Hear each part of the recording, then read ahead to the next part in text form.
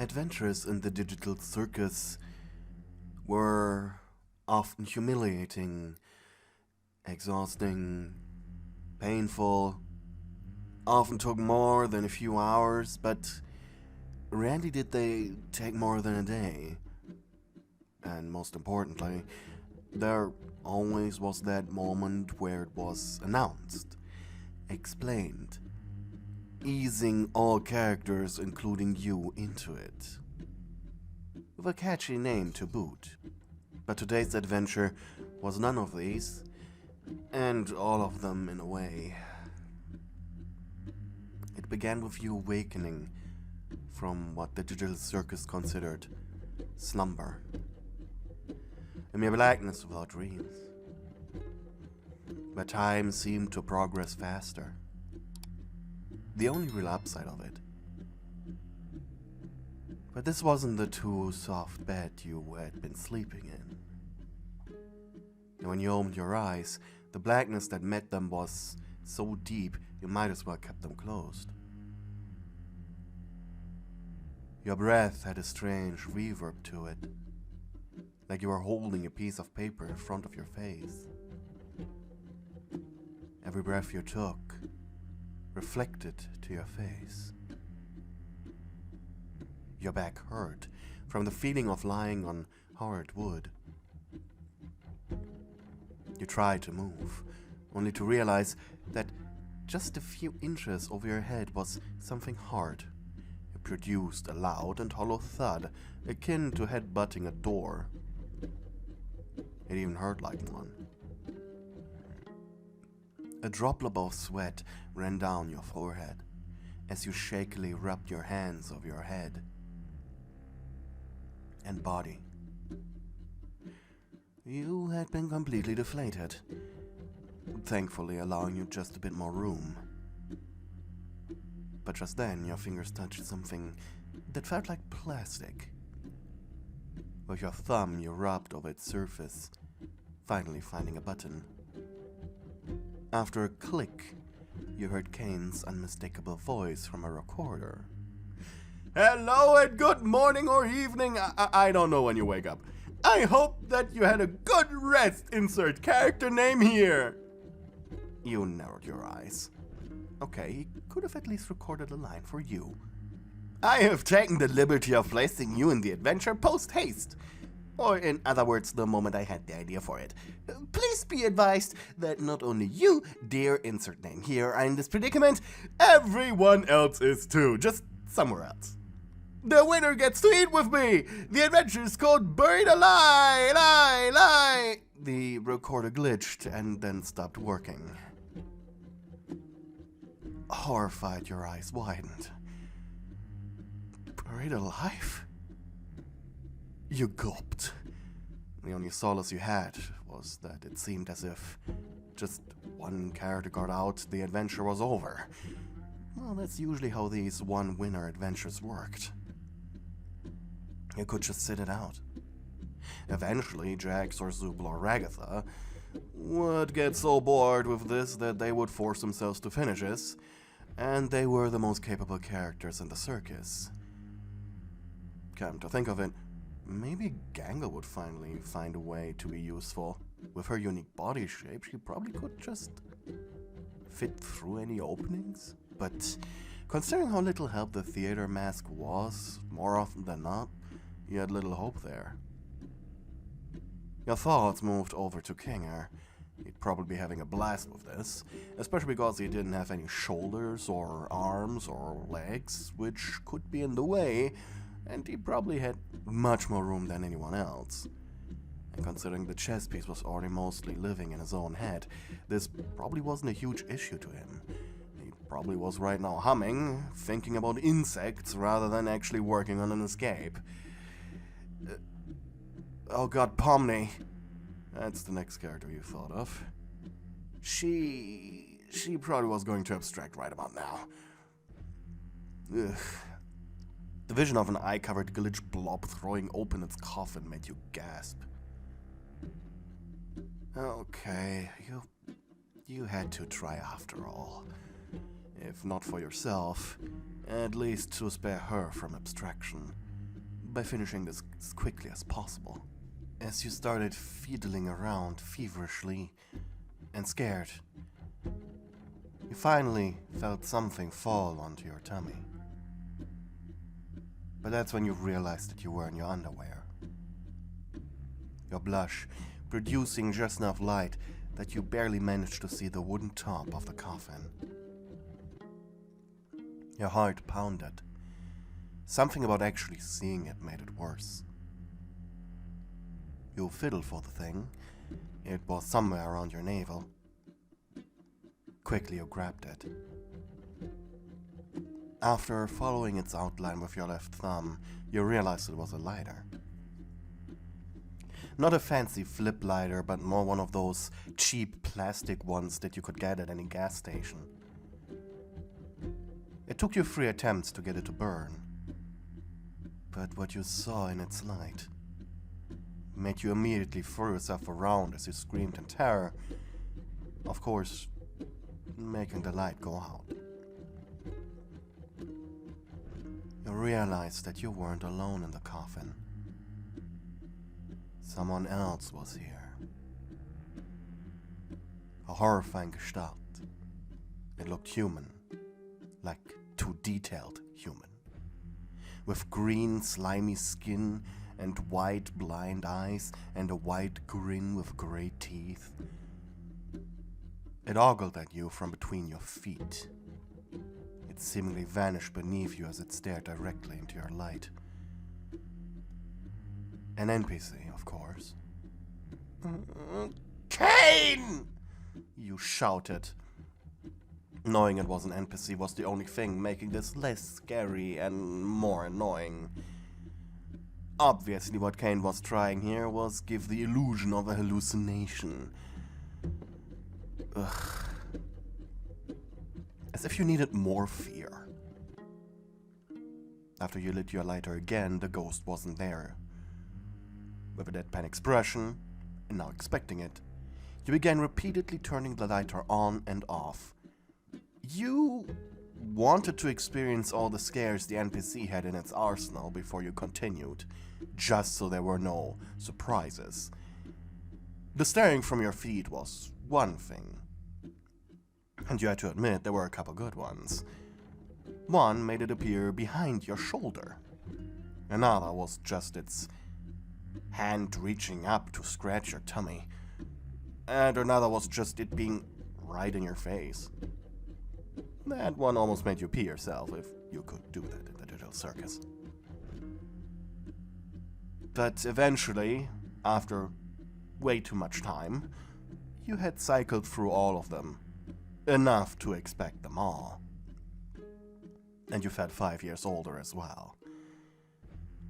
Sure, but by now you could ignore it, thanks to having experienced everything. It wasn't like the thing was saying anything, it was just there, like a silent jump scare. With a smug grin, you decided on the strategy of going cross-eyed. This made the interior too bully to really notice the thing, and allowed you to just make out enough blurry shapes to finally focus on the real meat of the adventure. Getting out of the box.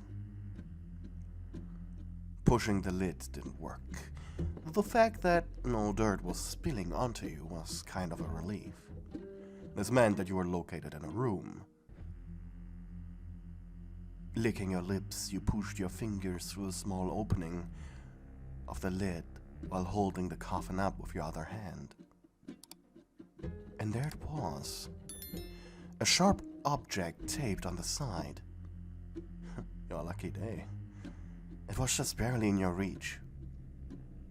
It took you some fiddling, but finally you managed to loosen it up. What you now held in your hand was a scalpel. This was, and after turning your lighter on and off, this was great.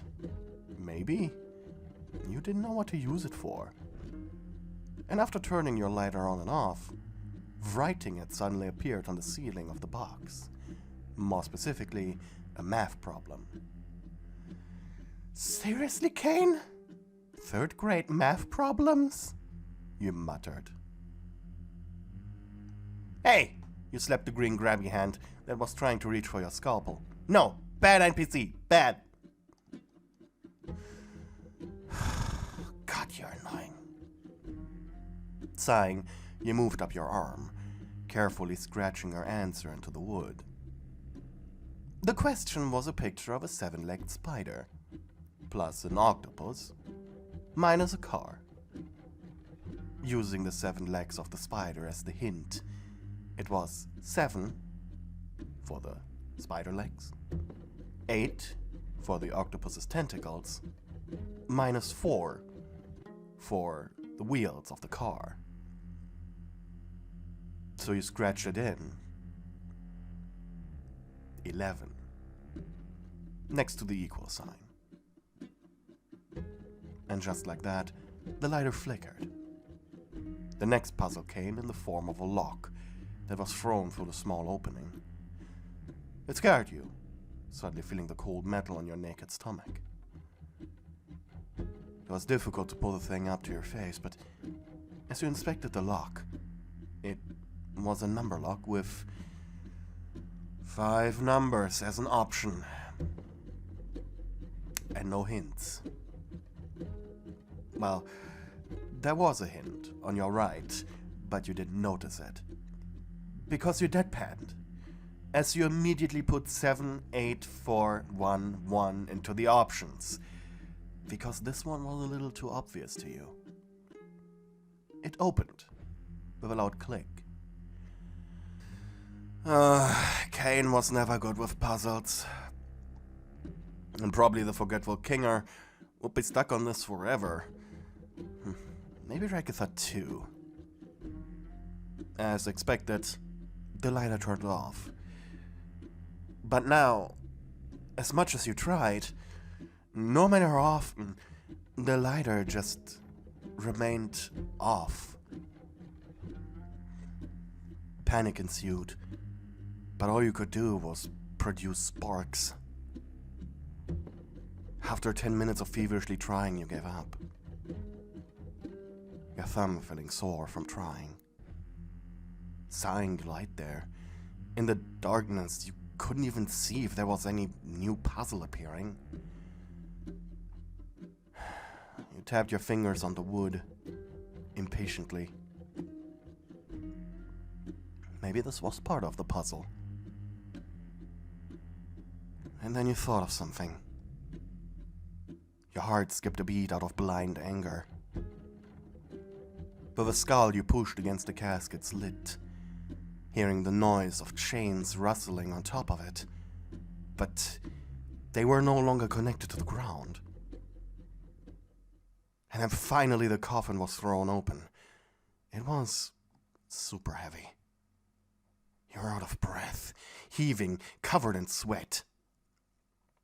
A quick look around confirmed the suspicion you had. You had never left your bedroom. The coffin was, in fact, right in the middle of it. Angrily, you crawled up out of the coffin, your legs hurting as well as your back.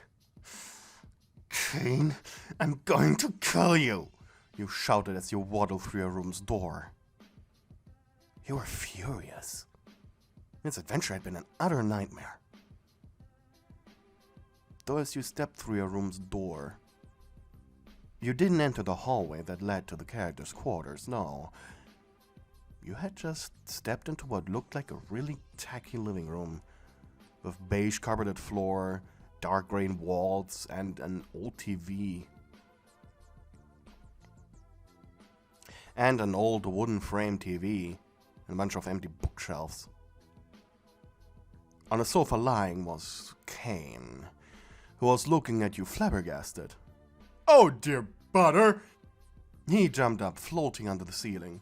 You are the first one to escape! Great job! I'm completely unprepared. I thought you guys would take longer.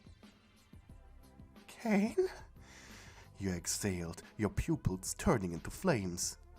This was by far your worst adventure yet! But the audience loved it! With 2 steps you were in front of him, your hands clasped around his throat. He gagged. "Never do this adventure again!" He croaked. "Butter, stop it! Why should I? Why, let's settle out, especially against your master. Promise you'll never use this adventure, Caine. I promise." His right floating eye dripped a tear, and finally you let go. Oh, dear," he croaked as he rubbed his throat. "You have quite the grip when you're deflated, Butter." Inside the digital circus, you turned into Butter the Clown, a humanoid clown character with pink cotton candy hair, white skin, and black stars around big, wide eyes. A normal mouth which had a goofy red smile painted on it, and your right hand had a small hole in it, out of which you could use to inflate yourself. Your nose, which now in your deflated state was normal, would immediately grow big and round whenever you inflated your body, even if it was just a little bit, to fit into the large clothes Caine had provided for you. Caine's comment made you feel a little self-conscious, and you crossed your arms, blushing, but you didn't feel like blowing into your thumb. "But I do like your enthusiasm, Butter." "And you managed to finish the adventure. So, as a reward, I will grant you your wish. I will never reuse this adventure." "Really?" You scoffed. "I know you do that. Caine told us. But fine. I trust you this once." Maybe it was because of the digital circus being what it was, but you could feel yourself already forgiving him, and you hated that. "So, what about this place? Didn't you say I get to eat with you or something?" "This is my living room, Butter. It's where I relax." "Okay, how did I get here? And why am I here?" Caine thought for a moment. "Well, to tell you the truth, I rigged the adventure to lead the winner to my nearest location. Again, I didn't think you'd beat it so fast. And considering the others are still not done, you met me at a time I was ill-prepared." "They're still not done?" Whatever. Scoffing, you sat down on the sofa. Now, Butter, I must ask you to leave." "No." "Why?" "I'm still mad at you." He sat down next to you, opening his mouth to say something, only to sigh, and lean against the sofa's back. After a while, he asked something that you didn't expect. "Butter, did choking me make you feel better?" You shrugged. "Maybe a little." He sighed. "Only a happy circus is a good circus." You refused to acknowledge that sentence. No one was happy. Everyone wanted out. But this was a once-in-a-lifetime opportunity, allowing you to let out all your frustrations. And as your hands clasped around her soft throat once more, hearing him gurgle and gasp for air, the flesh of his throat felt malleable, like silly putty. It felt great. Your left thumb pushed against his hard Adam's apple, making him jolt. A bead of sweat ran down your forehead, falling onto his left eye. Caine croaked as your face turned red. "You're so angry." But as angry as you were, a different feeling was making itself known. You didn't know when it happened. and you'd later deny it ever happening in the first place. But as you had put your entire weight on top of him, your flat body rubbing against his, your anger was slowly replaced by a different feeling. The blinding rage so strong you couldn't even feel your nose. You suddenly caught yourself kissing him. Your lips were pressed against his clenched teeth, your lower body rhythmically grinding. Your body rhythmically grinding against his groin. There was some salvia on his teeth, tasting like green tea for some reason. Probably the drink he had enjoyed before you barged in. At some point during this, your left hand had left his throat, while your right was still squeezing his flesh. Your other was pushing into the opening of his jacket.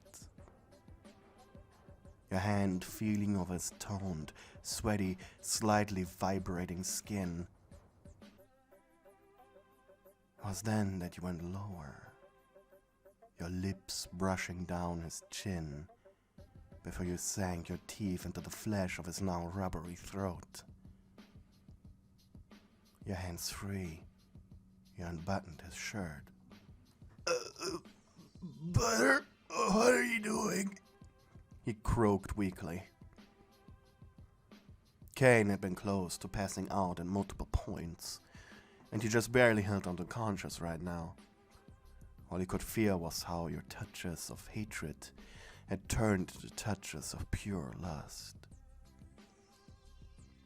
You placed a finger on his teeth to shut him up before you reached for the hooks of your bra, throwing the thing carelessly on the ground, before freeing the ringmaster's chest from the confines of his jacket. The buried alive thing wasn't the adventure. This was going to be your adventure.